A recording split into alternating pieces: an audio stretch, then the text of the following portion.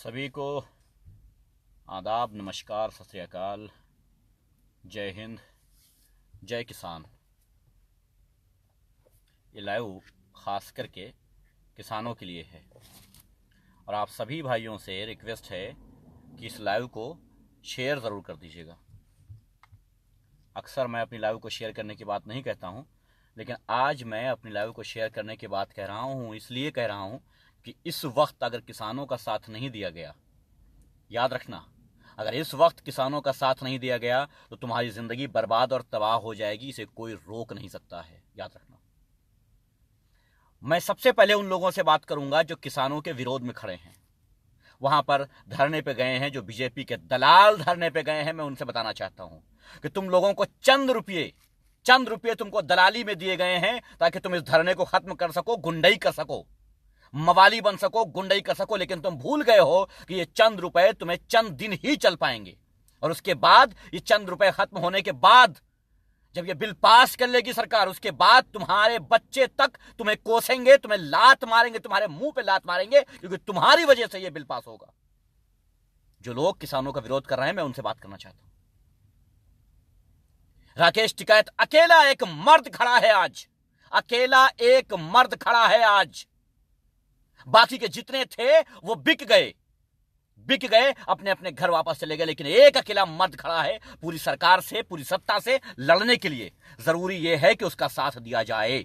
इसलिए नहीं कि वो जीत जाए, इसलिए कि हम जीत जाएं, इसलिए कि देश जीत जाए, संविधान जीत जाए, देश जीत जाए, मुल्क जीत जाए, भारत की जनता जीत जाए। इसलिए जरूरी है। बहुत ज्यादा मैं मीडिया से कहना चाहता हूं कि वाह रे, कमाल की दलाली करते हो तुम लोग, कमाल की दलाली करते हो तुम लोग, बहुत जबरदस्त दलाली कर लेते हो। मीडिया का काम न्यूज पहुंचाना होता है, खबरें पहुंचाना होता है, लेकिन आज मीडिया क्या कर रही है? तंज मार रही है, गुंडई कर रही है, आतंकवादी गतिविधियों में शामिल है ये मीडिया, आतंकवादी है ये मीडिया। भारत को नेस्त नाबूद करने में, भारत को बदनाम करने में और बर्बाद करने में इस मीडिया का हाथ है। शर्म आती है मुझे ये कहते हुए कि हमारे भारतवर्ष में ये हाल हो गया है कि लोग मारे जा रहे हैं। हमारे भारतवर्ष में ये हो गया है कि आज जवान बिक गए हैं। हमारे भारतवर्ष में ये हो गया है कि आज किसान बर्बाद हो रहे हैं, तबाह हो रहे हैं, मर रहे हैं और उनको गुंडों से पिटवाया जा रहा है। राकेश टिकैत ने कहा है कि सुसाइड कर लूंगा, अगर यहां से हटाने की कोशिश की गई तो सुसाइड कर लूंगा।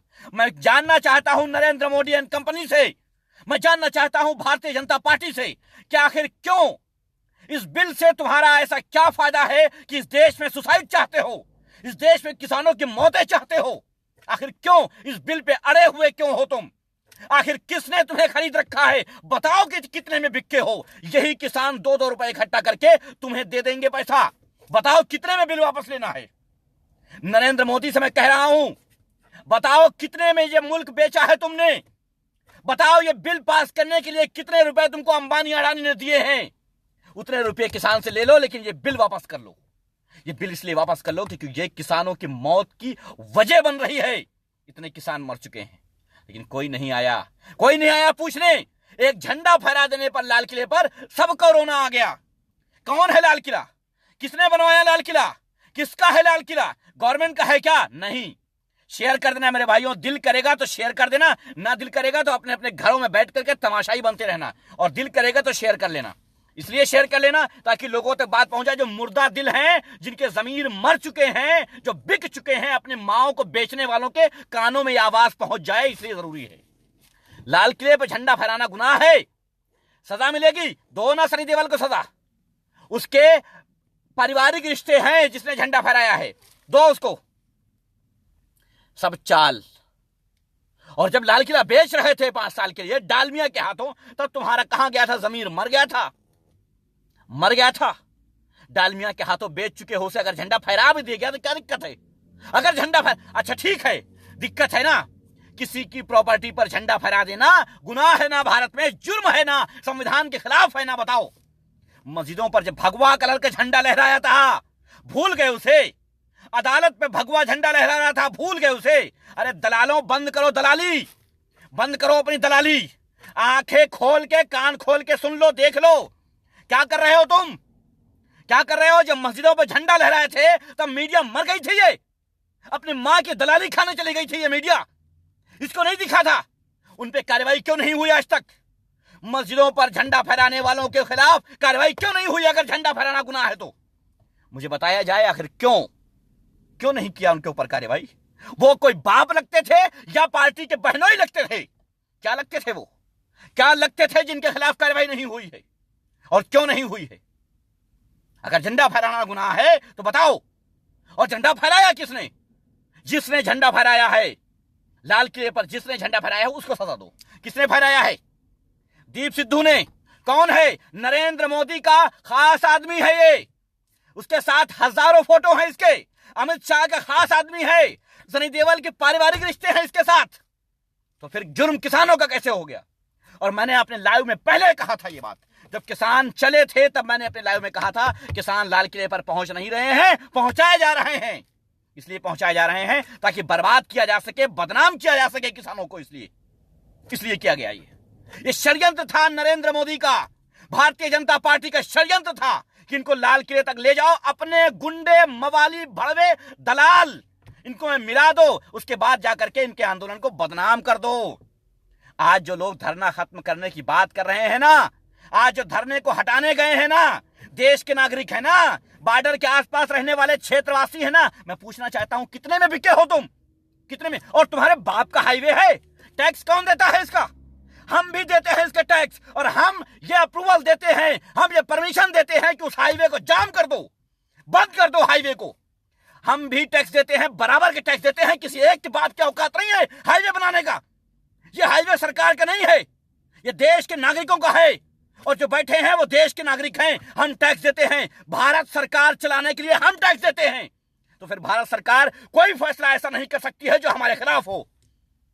भारत के 150 करोड़ लोगों, जिनके अंदर कम से कम 130 करोड़ लोगों का जमीर मर चुका है, दलाल बन चुके हैं, भिखारी बन चुके हैं, लेकिन अभी तक बोले नहीं है क्योंकि अपने जमीरों को चंद रुपयों में बेच डाला है उन्होंने।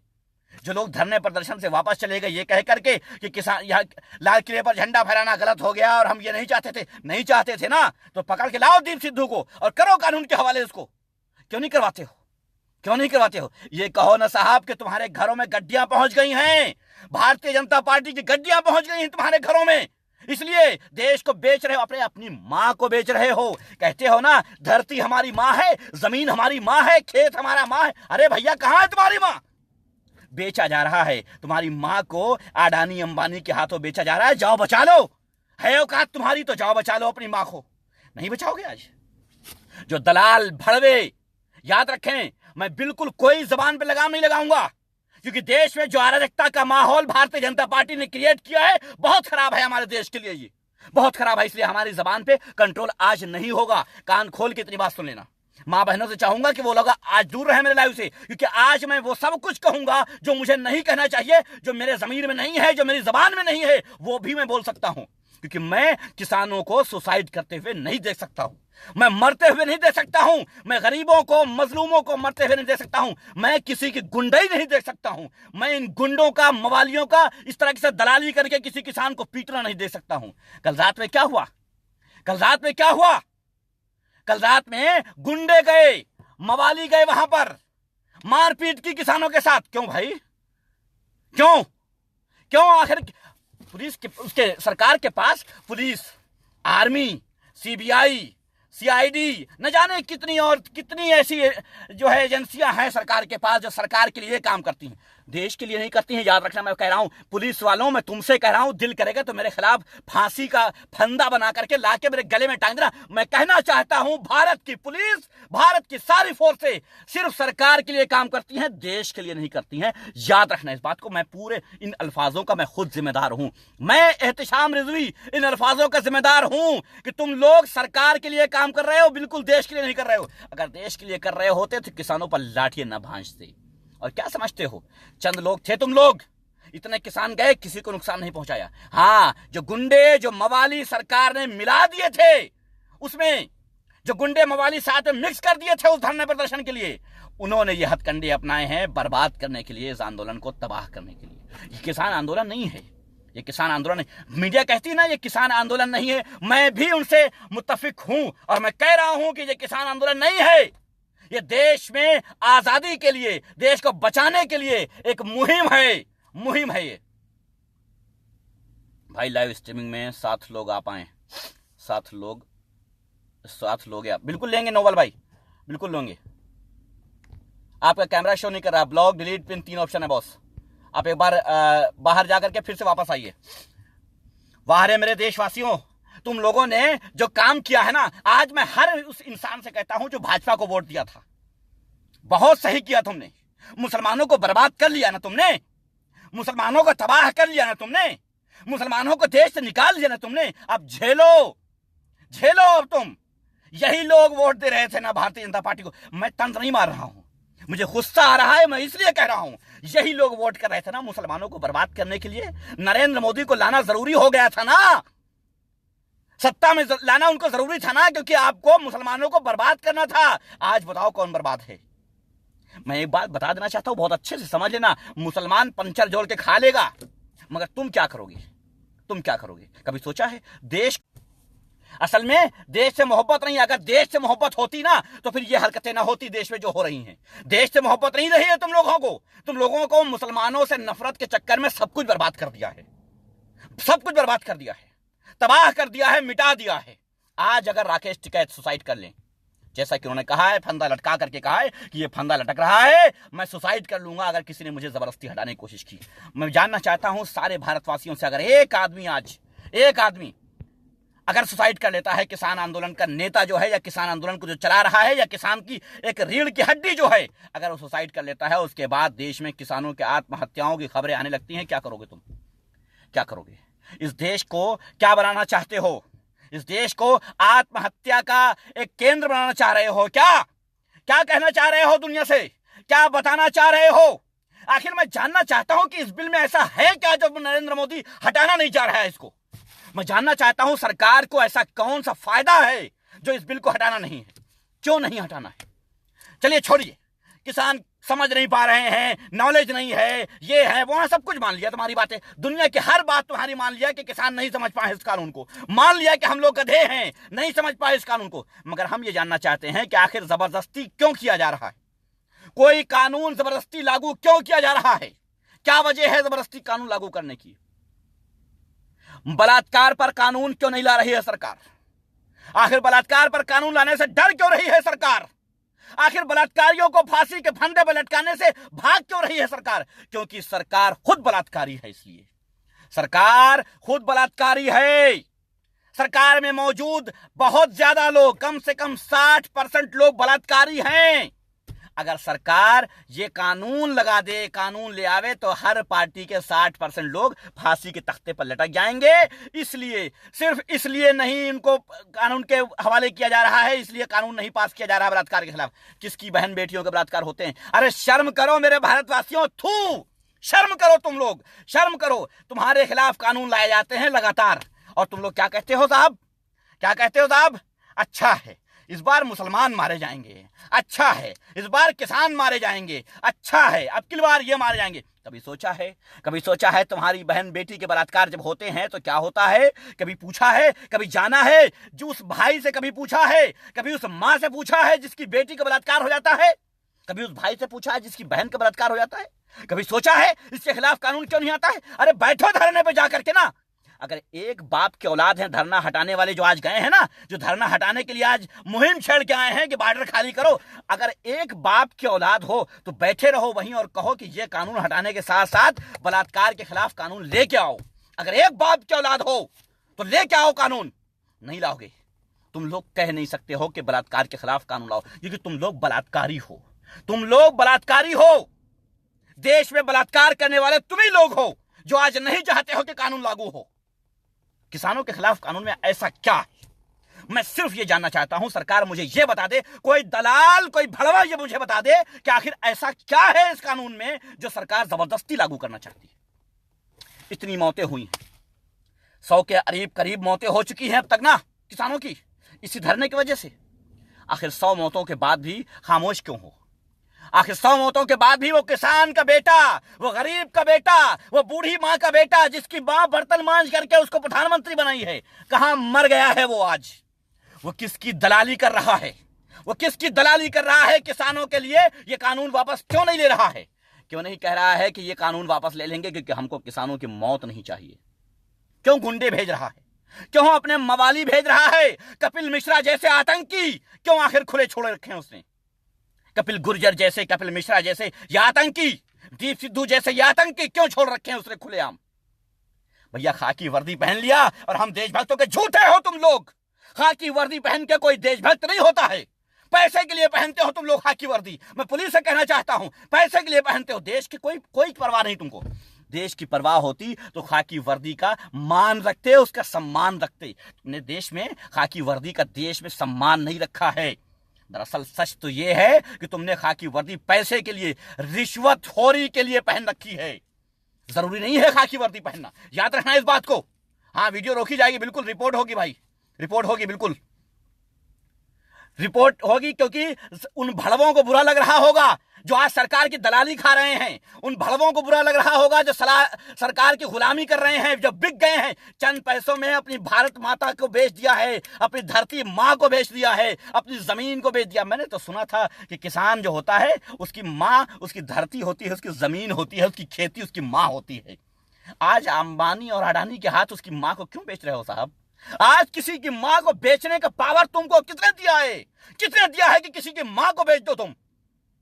तुम इस भारतवर्ष के लाल हो, झूठे हो। तुम इस भारतवर्ष के दलाल हो, लाल नहीं हो सकते तुम इस भारतवर्ष के दलाल हो, बेच रहे हो। सब कुछ प्राइवेट कर रहे हो, ठीक है। रेलवे प्राइवेट कर दिया, बिजली प्राइवेट कर दिया, एजुकेशन प्राइवेट कर दिया, न जाने क्या क्या प्राइवेट कर दिया, सब कुछ ठीक था।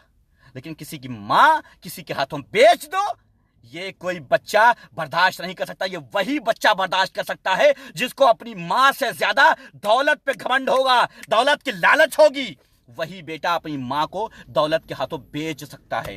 अंबानी अडानी के हाथों बेचने वालों, अपनी माँ को बेचने वालों, थू है तुम्हारी जिंदगी पर, लानत है तुम्हारी जवानी पर। सभी राजनीतिक पार्टियों से कहना चाहता हूं, वाह भाई वाह, कमाल कर दिया तुम लोगों ने, तो कमाल कर दिया। अपने घरों में बैठ के ट्वीट कर दिया, बहुत बड़ा कमाल कर दिया। अरे मेरे भाइयों, 150 करोड़ लोगों, एक बात सुन लेना, जिस भी पार्टी में हो, याद रखना, अगर आज तुम्हारी पार्टी का नेता खुले मैदान में खड़ा नहीं हो रहा है तो याद रखना ये चाहता है कि तुम्हारी माँ को बेच डाले। ये चाहता है कि तुम्हारी माँ को बेच डालें। और तुम्हारी माँ को बेचने में इनका भी हाथ है, क्योंकि ये आज घरों से नहीं निकल रहे हैं, ट्विटर पर सिर्फ ट्वीट कर रहे हैं। मैं बता देना चाहता हूं, किसी भी राजनीतिक पार्टी में हो, तुम किसी भी राजनीतिक पार्टी में हो, अगर आज साथ नहीं दे रहे हो किसानों का, आज मार के भगा दिए जाएंगे किसान। आज रात में किसानों को तोड़ दिया जाएगा, मार दिया जाएगा, उनको मारा जाएगा, लाठियों से तोड़ डाला जाएगा उनको। कोई बात नहीं, आज किसान हट जाएंगे, बिल पास हो जाएगा। उसके बाद क्या होगा? जब 100 रुपए किलो गेहूं बिकेगा ना, 500 रुपए किलो चावल मिलेगा ना, भूखे मर जाओगे।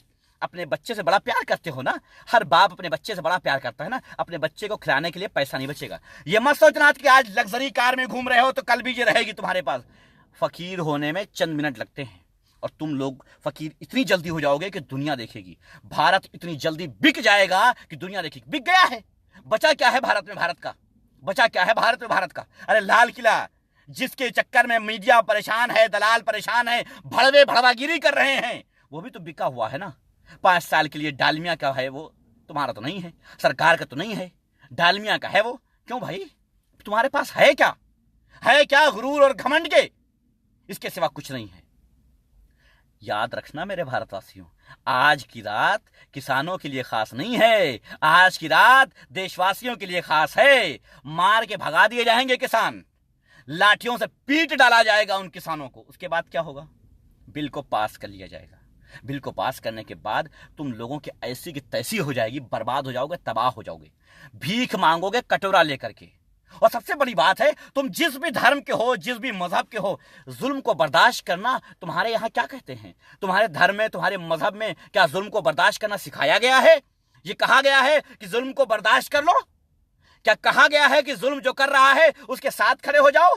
अरे साहब, हमारे मजहब में तो यह बताया गया है कि जुल्म के खिलाफ खामोशी भी जुल्म का सपोर्ट है, जुल्म का साथ है, जालिम का साथ देना हुआ। अगर हम जुल्म के खिलाफ आवाज नहीं उठा रहे हैं तो हम जालिम के साथ हैं। इसलिए हम आखिरी सांस तक जालिम के खिलाफ लड़ते रहेंगे, आखिरी सांस तक लड़ते रहेंगे जालिम के खिलाफ। कुछ भी हो जाए, कुछ भी हो जाए, हम उस वक्त तक जालिम के खिलाफ बोलेंगे जिस वक्त तक मेरी आखिरी सांस चल रही है। हमें नहीं मतलब किस धर्म का है, किस जाति का है, हमें नहीं पता राकेश टिकैत किस जात के हैं, हमें नहीं पता वहां बैठे किसान किस धर्म के हैं, किस जात के हैं, लेकिन हमको ये मालूम है कि वो जालिम नहीं है। और उनके खिलाफ जो जालिम आए हैं आज गुंडई करने, मवाली आए, जो आतंकवादी आए हैं, जो भाड़े के बुलडोजर पर बैठ के किराए के टट्टू आए हैं, मैं उनके खिलाफ लड़ता रहूंगा, आखिरी सांस तक लड़ता रहूंगा। और मैं सभी भारतवासियों से कहता हूं कि आज अगर तुमने साथ नहीं दिया ना, आज अगर तुमने साथ नहीं दिया तो जिंदगी में तुम बोलने लायक नहीं रहोगे। बहुत अच्छा लगता है साहब, बहुत अच्छा लगता है कि हम ये कह दें कि साहब हमें क्या है, जैसा सबका होगा वैसा हमारा भी हो जाएगा, है ना, मुझे कोई दिक्कत नहीं थी। हम भी ये कह सकते हैं कि जैसा सारे देशवासियों का होगा वैसा ही हमारा हो जाएगा, क्या दिक्कत। 100 रुपए किलो तुम खाओगे, 100 रुपए किलो हम भी खा लेंगे, कह सकते हैं। लेकिन नहीं साहब, नहीं, हम वो नहीं हैं कि हम ये कहते हैं कि सब मरेंगे तो हम भी मर जाएंगे। क्यों मरेंगे, इस पे बहस करना जरूरी है। और क्यों मरें? जालिम जब जुल्म कर रहा है तो वो जुल्म क्यों कर रहा है, उस जुल्म को हम रोक क्यों नहीं रहे हैं, ये मायने रखता है कि उस जुल्म को रोका जाए। जुल्म को बर्दाश्त करना हमारे धर्म में, हमारे मजहब में, हमारी संस्कृति में नहीं है। हम किसी भी हाल में जुल्म को बर्दाश्त नहीं करेंगे। आवाज उस दम तक उठाते रहेंगे जब तक हम में दम है।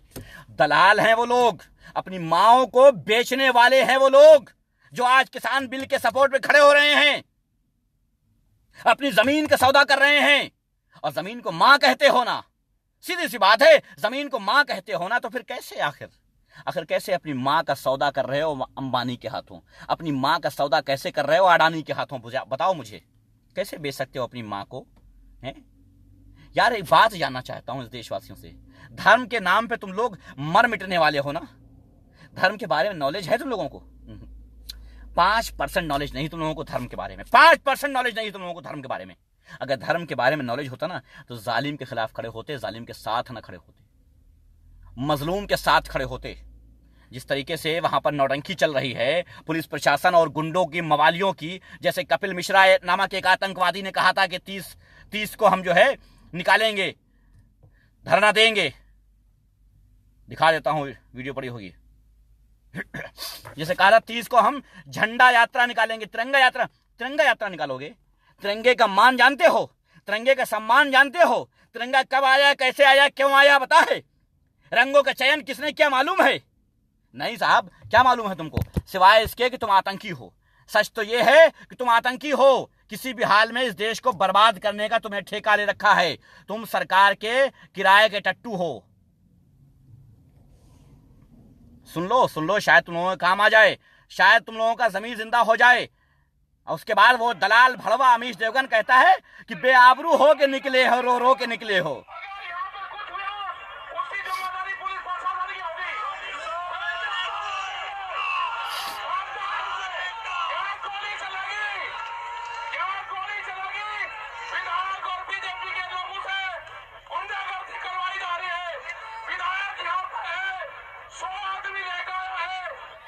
ये कौन सा दलाल भड़वा विधायक है जो किसानों के खिलाफ गया है?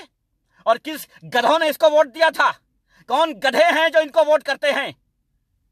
इस देश में गधों की कमी नहीं है।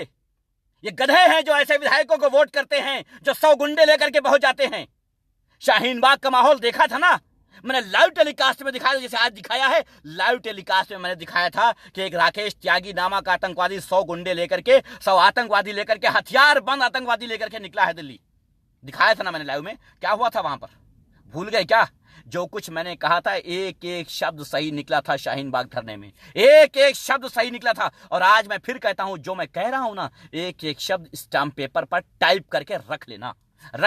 एक एक शब्द ना सही हुआ, तुम लोगों ने आखिर में रो करके ये ना कहा कि मेरी बात सही थी, तो जो कहोगे वो हार जाऊंगा, जो कहोगे हार जाऊंगा। क्योंकि मैं असलियत जानता हूं इन दोगलों की मैं असलियत जानता हूं, इन सत्ताधारियों की असलियत जानता हूं। कोई भी राजनीतिक पार्टी होती, सिर्फ बीजेपी की नहीं, आज अगर कोई और पार्टी होती वो भी यही कर रही होती, क्योंकि हमारे देश में किसानों को, मजदूरों को दबाना, इनको कुचलना बहुत आसान काम है, क्योंकि सब एकजुट नहीं है।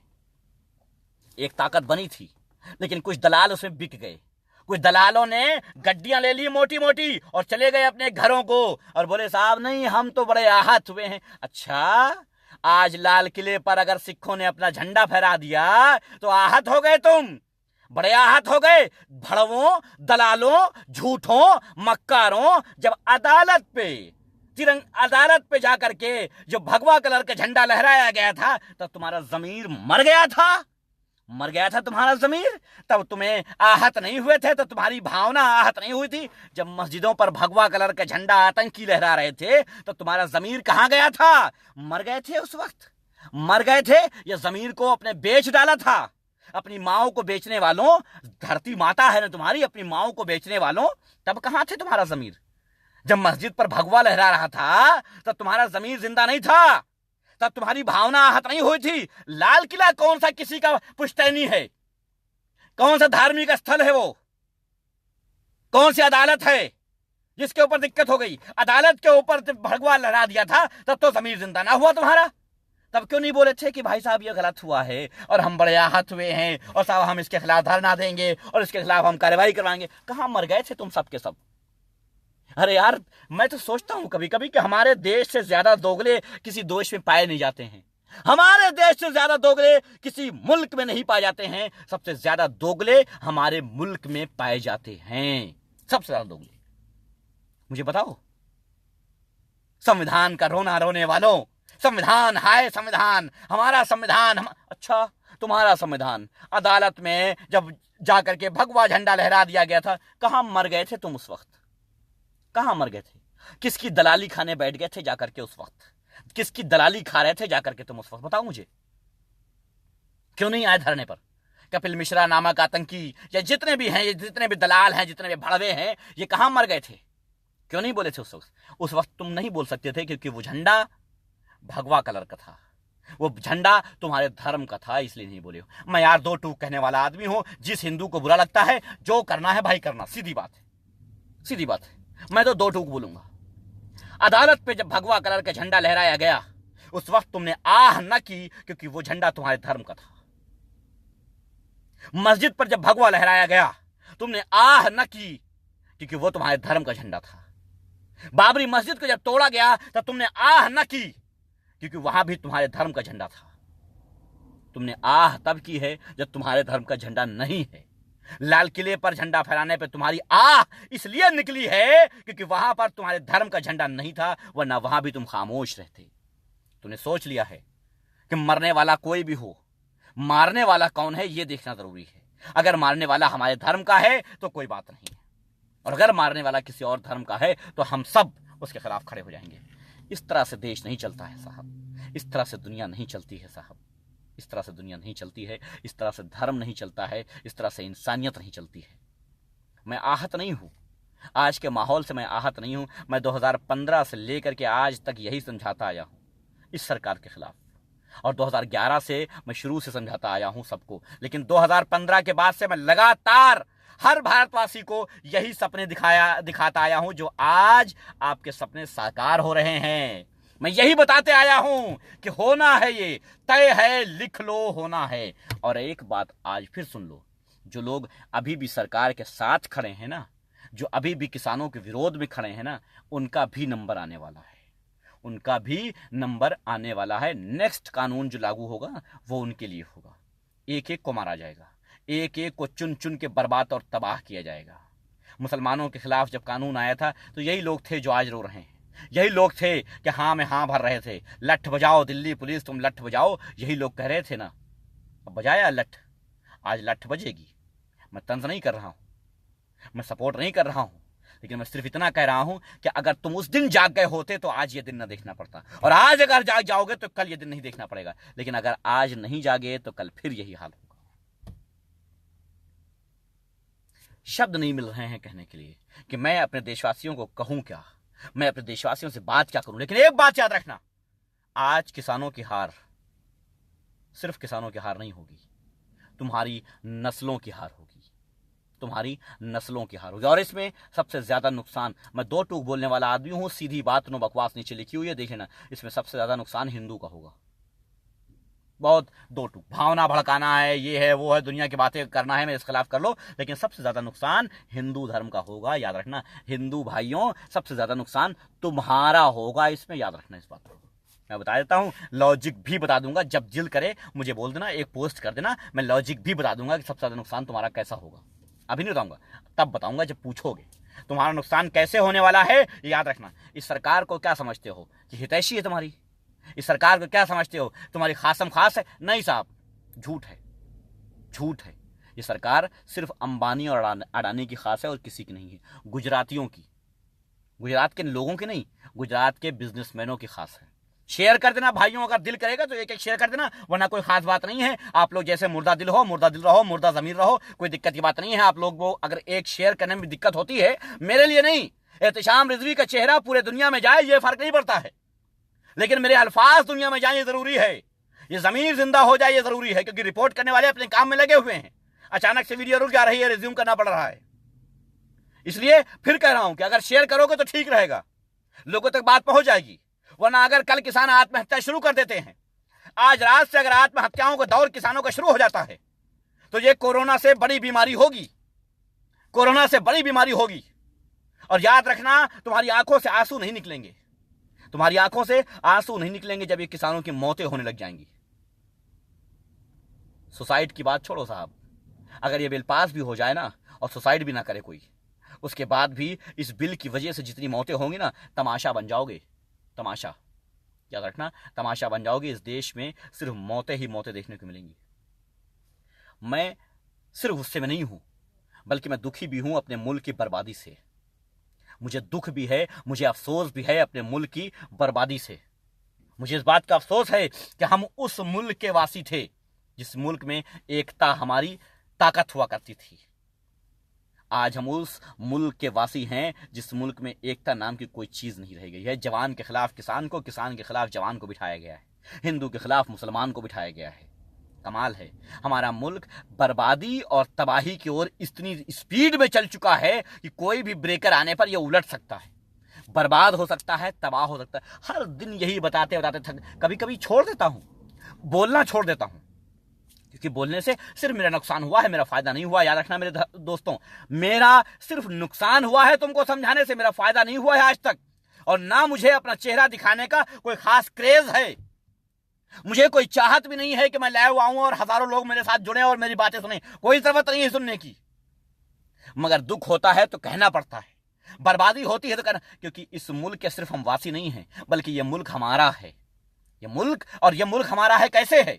हम वो नहीं हैं कि झंडा लहरा लिया 26 जनवरी को, और उसके बाद 15 अगस्त को, और उसके बाद शाम को 12 बजे के बाद, दोपहर के बाद वही झंडा हमारे पैरों तले कुचला जाए, नालियों में बहता रहे, हमें दिक्कत नहीं है। हम वो नहीं हैं। हम दिल में झंडा लेके घूमते हैं हर वक्त। इस देश को हम इसलिए प्यार करते हैं क्योंकि इस देश में हमारे देशवासी हैं। हम इसलिए प्यार करते हैं क्योंकि कोई मुल्क उस मुल्क वासियों से बनता है, और हमारे मुल्क में जो लोग हैं ना, वो हमारे हैं, वो हमारे हैं। इसलिए ये मुल्क हमारा है। जमीन का टुकड़ा हमारा नहीं है। हम किसी जमीन के टुकड़े के लिए नहीं बसे हैं, हम किसी जमीन के टुकड़े के लिए मोहब्बत नहीं जता रहे हैं। हम ये नहीं कह रहे हैं साहब मेरा जमीन का टुकड़ा चला जाए, नहीं, मुझे जमीन के टुकड़े की कोई खासियत नहीं, कोई उससे मोहब्बत नहीं है, जमीन के टुकड़े से मुझसे मोहब्बत नहीं है। हम किराए पर रह लेंगे वो भी ठीक है, हम पैसा दे करके किराए पे रह लेंगे, लेकिन मुल्क से मोहब्बत इसलिए होती है क्योंकि उस मुल्क में हमारे मुल्क के वासी रहते हैं, उस देश के वासी रहते हैं। सभी मिलकर के एकता, हमारी जो पहचान थी वो पहचान है हमारी। गंगा जमुनी तहजीब थी हमारी, जो अब नहीं बची है कुछ भी। और अब नहीं बची, उसकी एक वजह है क्योंकि आपने वोट देने के टाइम जाति देखा था, धर्म देखा था। हमारे वोट देने से हमारा क्या फायदा है ये नहीं देखा आपने। हमारे वोट देने से पड़ोसी का क्या नुकसान है ये पहले देख लिया। देख लो, देख लो, ये सिख लोग क्यों परेशान हैं? मैं सीधी यार, मैं बहुत अजीब किस्म का आदमी हूं। मुझे जाहिल गंवार भी कह सकते हो, कोई दिक्कत नहीं है, मुझे जो समझ में आया कह लो, लेकिन मैं 2 टूक बोल देता हूं। ये सिख क्यों परेशान है? अरे सबसे ज्यादा मुझे लगता है काफी बहुत बड़ी तादाद में ये सिख तो कनाडा में रहते हैं। हाँ, इनके पास एक फैमिली का हर एक आदमी कनाडा में रहता है। इनके पास तो वहां से पैसा आता है, ये खरीदेंगे खाएंगे, क्या दिक्कत है? लेकिन इनको अपने मुल्क से मोहब्बत है क्योंकि मुल्क के वासियों से मोहब्बत है। NRC CA हुआ था, ये सिख क्यों खड़े हुए गए थे तुम्हारे साथ आकर के? क्यों खड़े थे तुम्हारे साथ? क्या हम तुम्हारे साथ हैं? क्योंकि तुमसे मोहब्बत है इनको, इसलिए खड़े हो गए थे। आज किसानों के साथ क्यों खड़े हैं? लग्जरी कारों में घूमते हैं ये सिख, लेकिन तुम्हारे साथ क्यों खड़े हैं? ये इसलिए खड़े हैं क्योंकि ये जानते हैं कि हमारे मुल्क के जो वासी हैं ना, ये बर्बाद हो जाएंगे तो हमारा मुल्क नहीं बचेगा। मुल्क से मोहब्बत है क्योंकि मुल्क वासियों से मोहब्बत है, लेकिन तुम लोगों के समझ में ये नहीं आएगा। न जाने क्यों भाई, किसी के कमेंट्स मुझे नहीं दिखाई दे रहे हैं, किसी की कोई नोटिफिकेशन नहीं दिखाई दे रही है, शायद रिपोर्ट की जा रही होगी इस वजह से। किसी के कोई नोटिफिकेशन मुझे नहीं दिख रही है, चाहे कमेंट्स का रहा हो, चाहे लाइक कमेंट्स का कुछ भी रहा हो, मुझे कोई नोटिफिकेशन नहीं दिख रही है। अगर किसी को दिख रही है तो बता दे। ये लोग सिर्फ कितने परसेंट है? 2%। क्या चाहते हो भाई? 2% हो, ये भी नहीं चाहते हो कि तुमको एक मुल्क दे दिया जाए, ये भी नहीं कहते हो कि साहब हमारा प्रधानमंत्री बना दो, ये भी नहीं कहते हो कि हमारा मुख्यमंत्री बना दो, ये भी नहीं कहते हो कि हमको बिजनेस करना है, कुछ भी तो नहीं कहते हो। क्यों सबके साथ खड़े रहते हो? इसलिए क्योंकि प्यार अपने वतन से है, और वतन से प्यार इसलिए है कि वतन वासियों से प्यार है, अपने वतन के लोगों से प्यार है, इसलिए वतन से प्यार है। जमीन के टुकड़े से प्यार नहीं होता है, जमीन के टुकड़े से प्यार नहीं होता है, जमीन के टुकड़े पर बसे लोगों से प्यार होता है। जिसको जमीन के टुकड़े पर बसे लोगों से प्यार नहीं है ना, वो जमीन के टुकड़े से बिल्कुल मोहब्बत की कोई वो ना दिखाए। और अगर जमीन के टुकड़े से प्यार है और जमीन के टुकड़े पे बसे लोगों से प्यार नहीं है, तो फिर तुम दलाल हो। तुम्हें पैसे से मोहब्बत है और किसी से नहीं है, उस जमीन के टुकड़े से नहीं है, तुम्हें पैसे से मोहब्बत है बस। अब मैं बंद करूंगा क्योंकि मुझे नोटिफिकेशन दिख नहीं रही है, पता नहीं कितनी रिपोर्ट हो रही, पता नहीं मेरी लाइव आप तक पहुंच भी रही है या नहीं पहुंच रही है, ये भी कंफर्म नहीं है। तो मैं ये लाइव बंद कर रहा हूं। लेकिन याद रखना मेरे भाइयों, आखिरी चलते चलते बता दे रहा हूं तुमसे, देश की बर्बादी लिखी जा चुकी है, तबाही लिखी जा चुकी है। आज किसानों को वहां गुंडे और मवालियों द्वारा, आतंकवादियों द्वारा हटाया जाना, यह बताता है कि अब मुल्क में कुछ नहीं बचा सिवाय तानाशाही के, सिवाय आतंकवादियों के, गुंडों के, मवालियों के। कुछ नहीं बचा है, कुछ नहीं बचा है इस मुल्क में। सब तबाह कर दिया गया है, नेस्त नाबूद कर दिया गया है, मिटा दिया गया है बुरी तरीके से। मैं देख लेता हूं दूसरी आईडी से अगर जो है कमेंट्स शो करें, शायद, क्योंकि मुझे किसी कमेंट्स शो नहीं कर रहा है। मिटा दिया गया है। हाँ, दूसरों की, यानी आप लोगों को मेरा लाइव दिख रहा होगा आई थिंक। अच्छा, आ रही लाइव। इजाज खान भाई कह रहे हैं कि आ रही लाइव, शुक्रिया भाई। आज का ये जो धरना प्रदर्शन खत्म करने की जो तरतीब निकाली है सरकार ने, जो धरना प्रदर्शन खत्म करने की तरकीब निकाली है, जो गुंडे मवालियों को भेज करके, जैसे शाहीन बाग में इन्होंने प्रयोग किया था, उसी प्रयोग को ये अमल में ला रहे हैं। उसी गुंडे मवालियों को फिर से भेज रहे हैं पैसे दे करके। उन गुंडों को, उन मवालियों को बता देना चाहता हूं कि श्री दलालों, आपने जो दलाली खाई है, आपने जो चंद पैसों के लिए सारे कारनामे शुरू किए हैं, ये चंद पैसे आपके कुछ दिन चल पाएंगे, कुछ दिन चलने के बाद फिर आप कहीं के नहीं बचोगे साहब। आपके मुल्क को बेच दिया जाएगा, आपको सड़क पे ला करके खड़ा कर दिया जाएगा। क्या नहीं किया है इस सरकार ने? कोई एक चीज बताओ जो सरकार ने नहीं किया हो। सड़क को खोदना, अगर हम और आप इस सड़क को खोद डालें तो कितने जुर्म, कितनी धाराएं लगाई जाएंगी हमारे खिलाफ। लेकिन सरकार ने सड़क की खुदाई करवा दी। कहां थे आप लोग?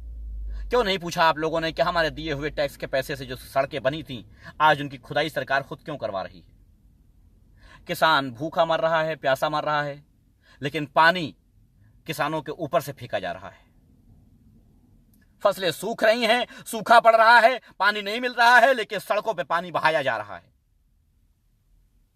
लोगों को सुरक्षा नहीं मिल रही है, लेकिन सुरक्षा के लिए वीआईपीज को दी जा रही है Z+ सुरक्षा। सॉरी, वीआईपीज को नहीं, आतंकियों को दी जा रही है सुरक्षा। चाइना घुस गया है घर तक, वहां फोर्सेस नहीं भेजी जा रही हैं, किसानों के खिलाफ फोर्सेस भेजी जा रही हैं। धन्य हो यार। क्या क्या कहें तुमसे, क्या क्या बताएं तुमको, क्या क्या तर्क दें तुमको, क्या क्या समझाएं तुमको। इस टाइम फोर्स की दिल्ली में जरूरत नहीं थी, इस टाइम फोर्स की जरूरत थी चाइना के बॉर्डर पर। बचाना था चाइना के बॉर्डर को, कहीं ऐसा ना हो कि पूरे देश पे कब्जा कर लें ये आतंकी, ये चाइनीज। लेकिन साहब नहीं, चाइना कब्जा कर ले वो ठीक है, लेकिन फोर्स की जरूरत इस टाइम कहां है? किसानों के ऊपर लठ बरसाना है। एक हैशटैग चल रहा है, दिल्ली पुलिस लठ बजाओ, हम तुम्हारे साथ हैं। वही हैशटैग चला था शाहीन बाग के दौर में। वही कौन है ये हैशटैग चलाने वाले? कहां से आते हैं ये, कहां से पाए जाते हैं और कितने में बिके होते हैं ये लोग? चंद पैसों में, 2 रुपए में, 10 रुपए में, 100 रुपए में। अरे क्यों कर अपनी मां को बेच रहे हो यार? क्यों कर अपनी मां को बेच रहे हो? पैसे की इतनी ही लालच है तो जाओ मेहनत करो, कमाओ। अपनी मां को बेच करके पैसा कमाना कोई बड़ी ताकत की बात नहीं है साहब, कोई बड़ी ताकत की बात नहीं है। चलो बहुत बहुत शुक्रिया आप लोगों का, इतना टाइम आप लोगों ने ख़राब किया होगा मेरे साथ। ज़मीर तो जगह नहीं होगा मुझे मालूम है, लेकिन अगर शेयर किया है तो ठीक है, और नहीं शेयर किया है तो लोगों तक पहुंचा देना, दलालों तक, भड़वों तक ज़रूर पहुंचा देना, याद रखना, दलालों तक पहुंचा देना। इतनी बात मेरी रिक्वेस्ट है। इतनी एक वॉल पे आपके अगर मेरा वीडियो शो कर जाएगा ना, अगर शेयर कर दोगे एक और पहुंच जाएगा तो कोई गुनाह नहीं हो जाएगा, कोई जुर्म नहीं हो जाएगा। तो दिल करेगा तो शेयर कर देना, बाकी आपकी मर्जी, आप जैसा चाहो करते रहो। धन्यवाद।